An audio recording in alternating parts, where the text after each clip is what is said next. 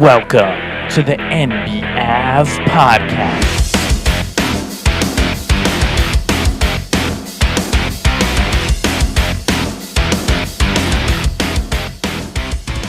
Welcome back to NBAV, the NBA Avenue podcast, where we've taken a little bit of a break, but we're back. And let's just do a quick recap of the previous season, just in an absolute nutshell, as quickly as we can possibly go. We came into the season with Boston bringing in Drew Holiday and Kristaps Porzingis. But we didn't quite know exactly how good Porzingis was going to be, but we knew that Boston was still the clear favorite to go straight to the finals. The Bucks had fortified themselves by bringing in Damian Lillard, and it was a move which never ended up working out for them, no matter who the coach of the team was. The Knicks overperformed, playing all year without Julius Randle, and they really hit a different gear when OG Anunoby joined the team. The Cavaliers and Donovan Mitchell did a bit better than expected, especially in the first half, and then they returned to earth in the second half of the season. Halliburton and the Pacers similarly started off hot and then cooled down in the second half. The Sixers started off hot, and then when Embiid went down, they plummeted in the standings right before the playoffs. The Heat, despite their Heat culture, did not have a very serious season. The Magic far overperformed with the health of Jalen Suggs and the star power of Paolo. And when the playoffs came around, injuries really were the story of the playoffs in the Eastern Conference, and it just lined everything up for a clear shot for the Boston Celtics as they strolled all the way to the finals. Then we look at the Western Conference. Before the season, coming in, the Grizzlies lost Ja Morant early. Only a little bit into the season, he came back, and then he was gone. The Rockets started off slow, and the Warriors and Lakers never got it going. The Pelicans were hot early and then lost it late in the year. The Kings had a disappointing season, and the Suns had defensive issues everywhere. The Clippers had a pretty good year, but nobody was fooled, and the Mavericks stayed afloat through injuries in the first half of the year and then got hot after they traded for Washington and Gafford, while the Thunder and the Wolves were super consistent. Even after Karl Anthony Towns went down near the end of the year and had that surgery, they were both super consistent. The Nuggets were good in the first half of the year, and they were great in the second half. The surprise of the playoffs was definitely in the first round when the Wolves swept the Suns and then knocked off the defending champion Denver Nuggets with some very impressive defensive efforts. But ultimately, Dallas got it going on another level with all of the role players locking in behind Luka and Kyrie, sending them to the finals, where Luka didn't play well, neither did Kyrie, or really anybody else on the roster, and the Celtics easily took the finals. Now heading on to next season, there are many teams in the league that have a great deal of work to do. In the Eastern Conference, the Bucks are just getting older, and they have many key players that they have to replace. Really, the only reliable guy on the entire team at this point, in terms of playoff championship caliber basketball, is Giannis. The Knicks have had a masterful offseason so far, and we're going to talk about it a lot more in the future. The Celtics already have a great team, and they're going to maintain it, and maybe they're even going to add to it. The Cavs really have to improve. The Magic have key decisions to make. And the Pacers have to keep moving forward. The Sixers likely don't have enough money to make the moves that are really required for them to win, and the Heat are frankly trending in the wrong direction. If you go to the Western Conference, the Thunder are poised to be the 1 seed again, making a picture-perfect trade for Alex Caruso, and the Wolves are going to be the hot team right on their heels, led by Edwards. Dallas should still have a pretty good year. They're bringing back most of their guys, and the Grizzlies hope that Ja Morant will be healthy, but really the rest of the teams in the West have a lot of issues that they're going to deal with. The Nuggets are likely losing Reggie Jackson and KCP. Both of those guys were key players for them the entire season, definitely in minutes, and at times KCP was the third best playoff player on their team. Those are big losses for Denver. The Clippers are only getting worse over time as their stars age and maybe potentially leave. The Suns have too many holes to fill on defense and also on offense as Durant and Beal get less and less effective each passing year. The Lakers and Warriors need to add a lot of pieces, but they probably won't be able to really get as many pieces as they need, and their rosters are aging. The Pelicans already added DeJounte Murray, but they have many more decisions to make to give their team a look at how they're going to play. What style are they going to play in the upcoming season? The Kings managed to bring back Malik Monk, which was certainly a mega important move, but they need some sort of injection to do better this season because they didn't add anything. All they did was maintain keeping Monk. And it looks like Alex Len as well. The Rockets are getting more intriguing, as are the Spurs, but neither one could really be taken too seriously for the upcoming season. So basically, what do we have? We have the Celtics and the Knicks, and then a whole bunch more teams who have to make moves if they want to improve in the East. And in the West, you're going to have the Thunder, and you're going to have the Timberwolves, and you're going to have Dallas. But everybody else, except for maybe the Pelicans or maybe the Kings, based on what else they can do, everyone else, the Nuggets, the Clippers, the Suns, Lakers, Warriors, they're all really trending in the wrong direction. So entering free agency, you're looking at it and you're like, who are the key players here? I have a long list of the free agents. And it's going to center a lot around what else can the Knicks do? What else can the Knicks do? Can the Knicks really close this thing out and complete their absolute mastery over free agency this year and have not only a roster adding Bridges and re-signing Anunoby and keeping not only the level of play high, but the level of chemistry high, bringing back Randall, seeing what they can do with Randall. Can they spin Randall off into a guy who fits their team even better? And can they somehow manage to bring back Hartenstein and Ochoa? Maybe trading Robinson? We'll have to see what they're able to do, who else gets added into the trades that they've already made.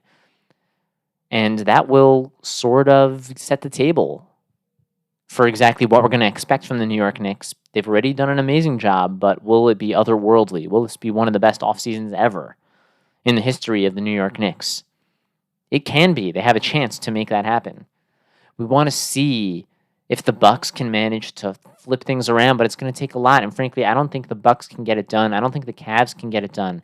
The Magic have some interesting moves to make, and there's a lot of talk about connecting them to Klay Thompson, and I don't understand why the Magic would really do that. I don't see why anyone would do that. I think that the Warriors are right for not allowing themselves to just give Klay Thompson money and bring him back for no reason. He's not the main guy.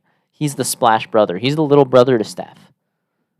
And at this point, you can't give him $20+ million. It seems like they actually offered him $20+ million, and Klay Thompson won't even take it.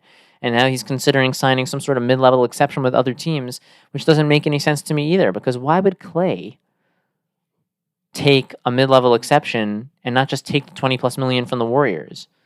If you're going to get a lot more from the Warriors, even if it's not as much as you really wanted, you may as well take it. So I don't understand what Klay is thinking. I don't understand what any of these other teams like the Lakers and the Magic are thinking in terms of wanting to bring Klay Thompson in. His best days are behind him. He scored 0 points in playoff games. He was not very effective for the Warriors, a team that he's been with his entire career. So what really are you expecting to get from him as his offense and defense both wane as he gets older?